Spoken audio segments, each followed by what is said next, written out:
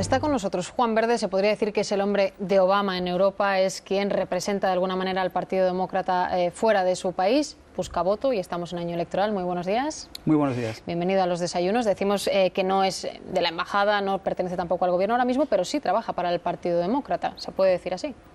Sí, efectivamente, soy asesor del presidente Obama en la campaña de reelección en las próximas elecciones, pero efectivamente no represento ni al gobierno de Estados Unidos ni a la administración de Obama. Cuéntenos, ¿qué sensación se está teniendo desde el Partido Demócrata lo que está ocurriendo? Hemos escuchado muchísimas menciones del propio Obama en mítines, en campaña y fuera de ella también a lo que está pasando con Europa y mencionando a España. ¿Qué cree que quieren más los mercados? ¿Qué sensación hay allí? Bueno, ante todo es importante aclarar que a nadie se le escapa la importancia que tiene Europa para Estados Unidos. Nuestra población conjunta representa aproximadamente el 9% de la población mundial, pero nuestras dos economías representan aproximadamente el 52% del Producto Interior Bruto mundial. O sea, en otras palabras, que la inmensa mayoría de la actividad económica mundial ocurre a ambos lados del Atlántico. Nuestras economías están absolutamente entrelazadas y dependen una de la otra. Por consiguiente, en Estados Unidos no concebimos una recuperación económica y retomar la senda del crecimiento sin una Europa fuerte, unida y, por supuesto, estable. Y en ese sentido, la situación actual nos preocupa mucho. Hay quien dice, sí, Europa necesita a Obama, a Estados Unidos, pero sobre todo Obama, con la vista puesta en noviembre y en su reelección, necesita una Europa fuerte porque si no, a él también la crisis se lo va a llevar por delante. Eso es una realidad, él puede caer.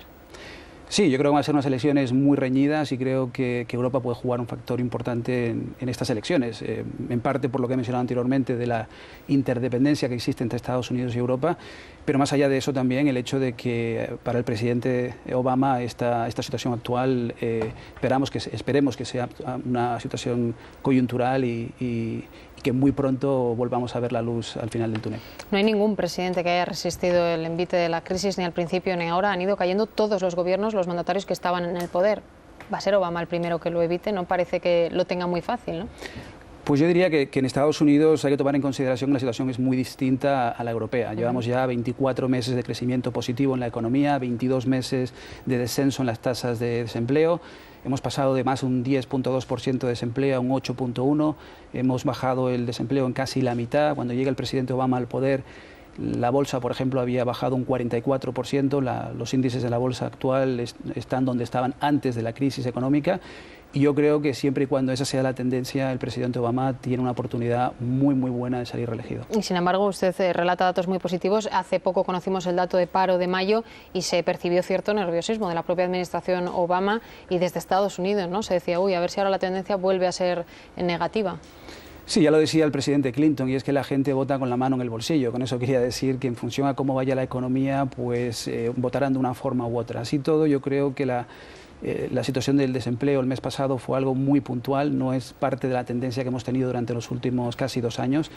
Y yo confío, francamente, en que a la medida en la que Europa vuelva a retomar la senda del crecimiento, en la que Estados Unidos siga apostando por el modelo económico actual, yo creo que por ahí viene la clave del éxito de Obama en estas elecciones. Eso prácticamente parte de la buena fe, ¿no?, de lo que uno espera que ocurra, pero ya hemos escuchado que el candidato republicano le ha advertido a Obama: dinero de Estados Unidos para Europa, nada. Y hoy había una ocasión de comprobarlo. El Fondo Monetario podría ampliar o no el cortafuegos, ese fondo que hay para que a países como España no le pase lo que le está pasando. Hemos escuchado Brasil, India, Sudáfrica, los emergentes ponen, y de Estados Unidos no sabemos nada. ¿Hay cierto miedo en la administración Obama en anunciar ayuda, entre comillas, a Europa en un momento en el que se está jugando su propia cabeza en el gobierno?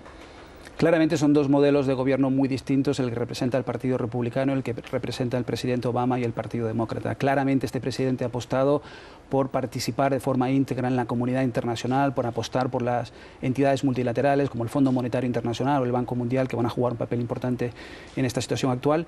Y desde luego en las últimas declaraciones el presidente ha dicho que lo que debemos hacer es fomentar una mayor integración económica, financiera, entre Europa y Estados Unidos, pero incluso entre la comunidad internacional para hacer frente a esta crisis económica. Pero eso no significa poner dinero, y es verdad que Estados Unidos es el país que más pone, digamos, en el Fondo Monetario, en este fondo en concreto. Pero eso no significa, insisto, que vayan a poner más. A partir de ahora, está bien que nos aconsejen lo que tenemos que hacer, pero ¿significa que se va a apostar más por lo económico poniendo?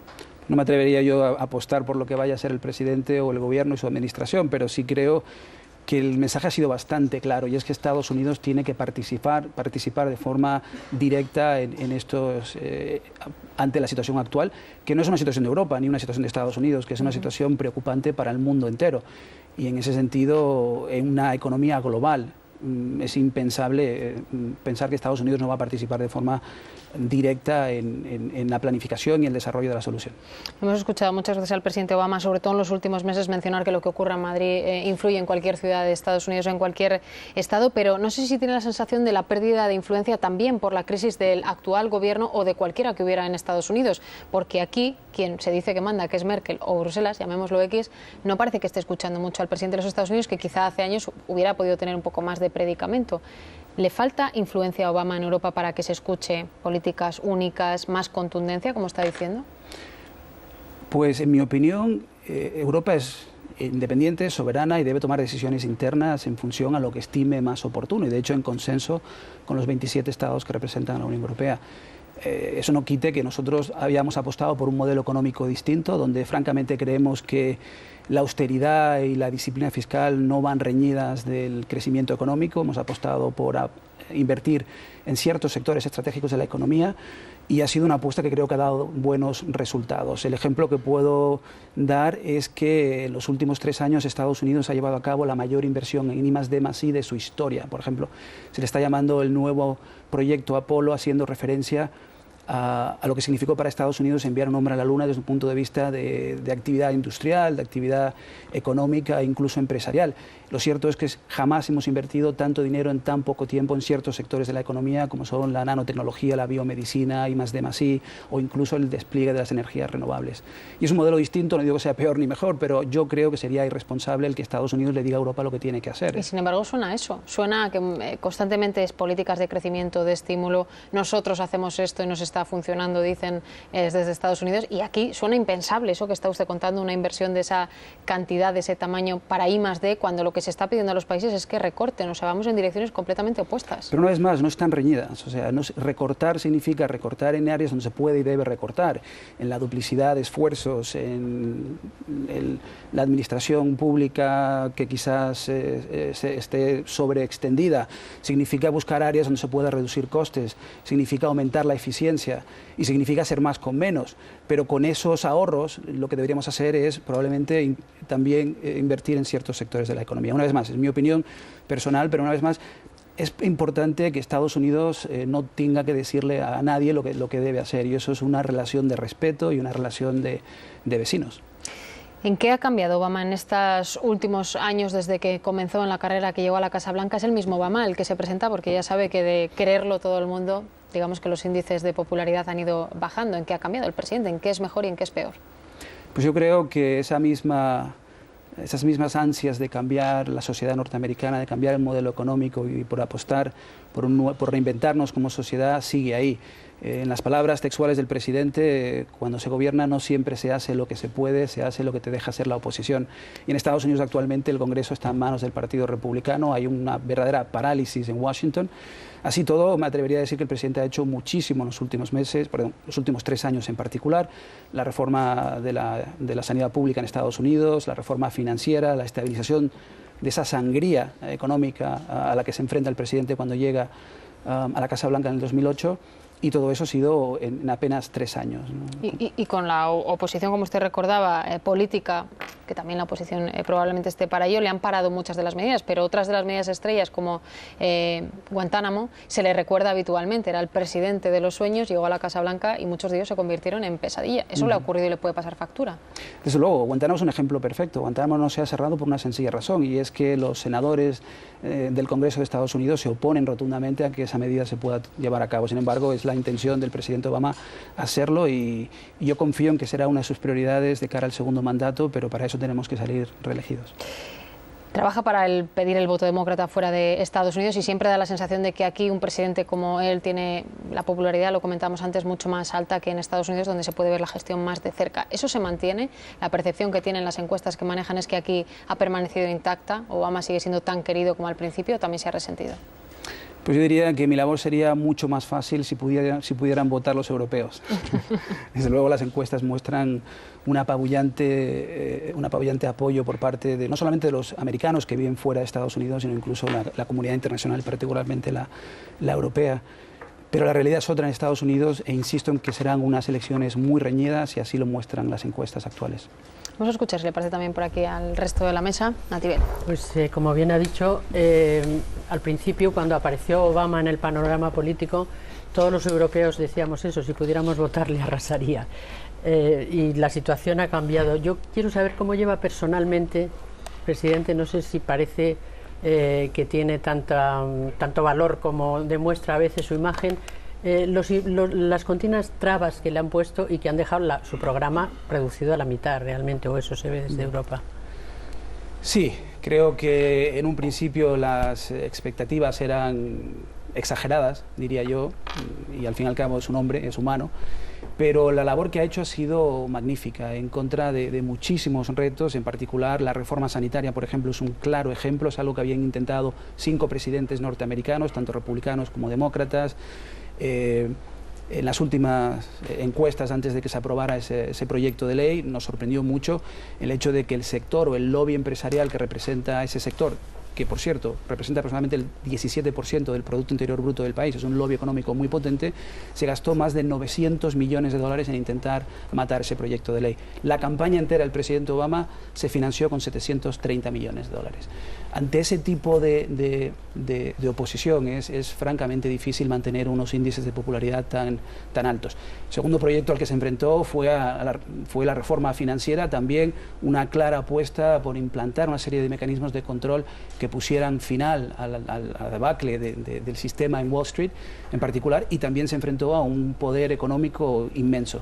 Y por supuesto lo ha hecho también y ha mostrado muchísima valentía y muchísimo coraje político al haberse enfrentado al sector petrolero, etcétera, etcétera, etcétera. Creo que como mínimo ha demostrado ser un presidente muy valiente, que lo tiene muy claro, y es que quiere gobernar para las próximas generaciones y no en función a las próximas elecciones. Sí, más allá del entusiasmo puntual que haya levantado el presidente Obama, usted como español y con familia española, casado con españolas, ¿cómo entiende, cómo interpreta, cuál es el origen del antiamericanismo de los españoles, del español medio? ¿Y qué le podría decir a usted a un español para cambiarle esa percepción que tiene tan negativa de la sociedad norteamericana?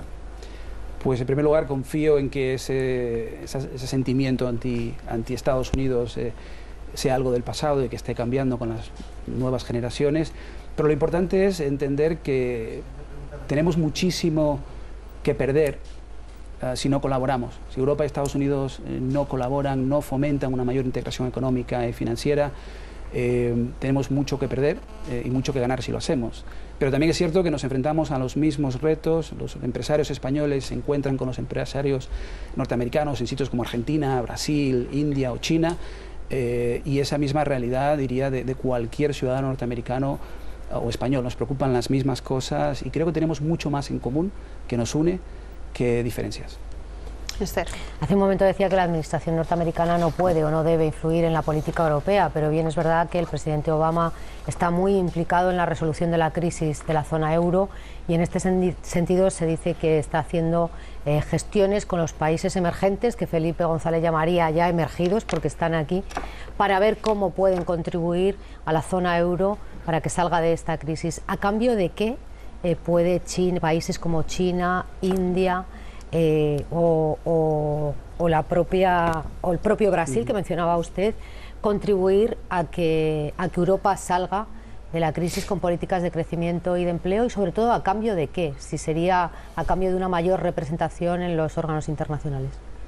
Pues es muy buena pregunta y creo que da fe al hecho de que, una vez más, para el presidente Obama y para la administración, y no hablo en representación de ellos ni mucho menos, acabo de dejar el gobierno hace poco y me consta que jamás ha habido una mayor preocupación por lo que ocurre en Europa por parte del gobierno de Estados Unidos. Es un gobierno que ha apostado claramente por mejorar los canales de comunicación. Esta crisis probablemente haya inyectado un sentimiento de urgencia que no existía antes en cuanto a las relaciones bilaterales. Antes nos podíamos permitir el lujo de hablar de temas como la disputa del plátano o incluso el tema de las subvenciones agrícolas a ambos lados del Atlántico. Hoy no.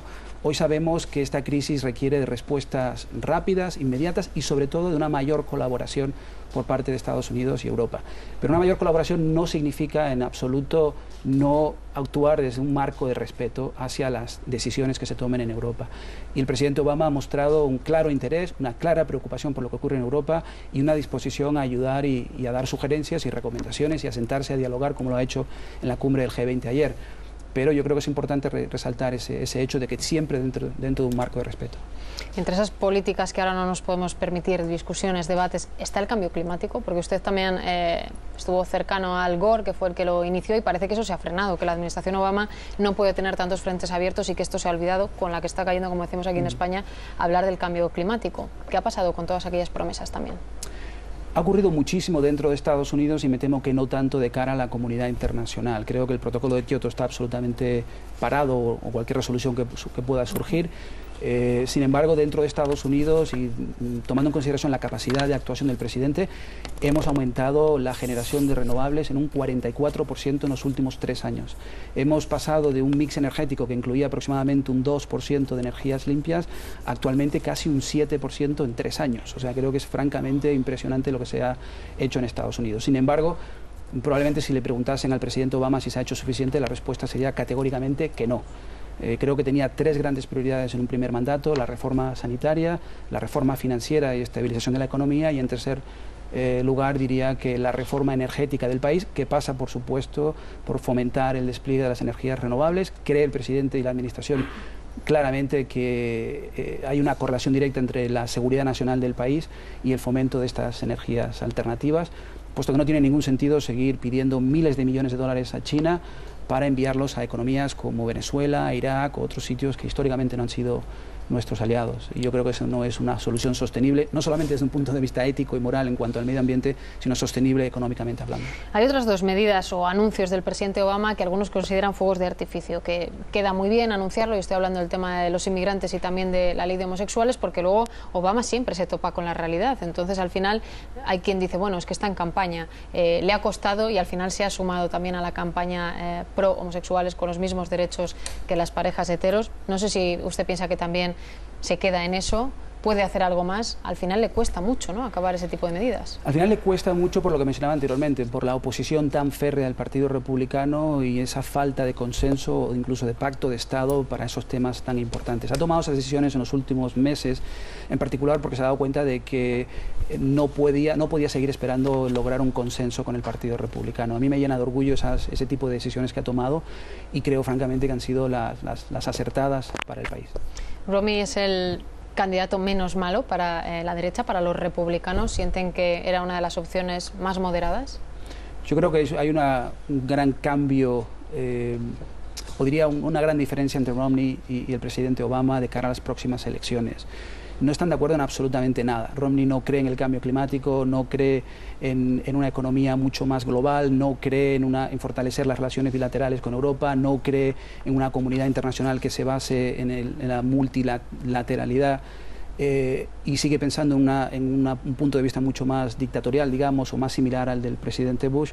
Y yo creo que estas elecciones que se avecinan serán las más importantes de la historia. En parte porque el candidato Romney ha dicho claramente que piensa deshacer todas esas decisiones y esos logros que se han llevado a cabo en los últimos 3 años. Y la idea, creo que tiene que entender el electorado norteamericano, es que no deberíamos comparar a Obama con Dios. Deberíamos compararlo con la oposición, y en ese sentido yo creo que hay una clara diferencia. Juan Verde está a mitad de camino entre Estados Unidos y España, aunque tiene raíces aquí, ya lo ha recordado antes Vieito. Si Obama consigue la reelección, ¿volverá a la administración estadounidense o todavía eso ni se lo ha pensado? Todavía no me lo he pensado. Mi misión y mi objetivo es muy claro ahora, y es hacer todo lo posible para que salga reelegido el presidente. ¿Le gustaría volver o no? Digo, no a un puesto público. Probablemente no. Bueno, le agradecemos mucho que haya estado hoy aquí en Los Desayunos. Muchas gracias, Juan Verde. Ha sido un placer.